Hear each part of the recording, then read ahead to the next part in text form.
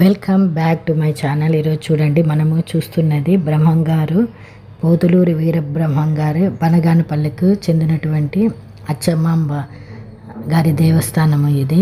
ఇక్కడ బనగానపల్లిలో ఈ దేవస్థానం అనేది మనము చూస్తున్నాము. ఇప్పుడు ఇక్కడ బ్రహ్మంగారు ఫస్ట్ తన తల్లికి హితబోధ చేసి తల్లిని వదిలి పుణ్యక్షేత్రాలు చూసేందుకు తిరుగుతూ బనగానపల్లికి వచ్చి పగలంతా తిరిగి రాత్రికి ఒక అరుగు మీద విశ్రమించి అక్కడే నిద్రకు ఉపక్రమించారు. తెల్లవారిన తర్వాత ఇంటి యజమానురాలైన అచ్చమ్మ అతన్ని ప్రశ్నించి ఏదైనా పని కోసం వచ్చానని చెప్పటంతో ఆమె స్వామివారికి పశువులు కాచే పనిని అప్పగించింది. పశువులు కాచే నిమిత్తము రవ్వలకొండ చేరిన అక్కడ ప్రశాంతమైన వాతావరణానికి ముగ్ధుడై అక్కడ ఒక గుహను తన నివాస యోగ్యంగా చేసుకొని కాలజ్ఞానాన్ని రచించాడు. ఇది మనకి అచ్చమాంబ గారి దేవస్థానము. ఆ ఇంటిని మనకి ఇప్పుడు దేవస్థానం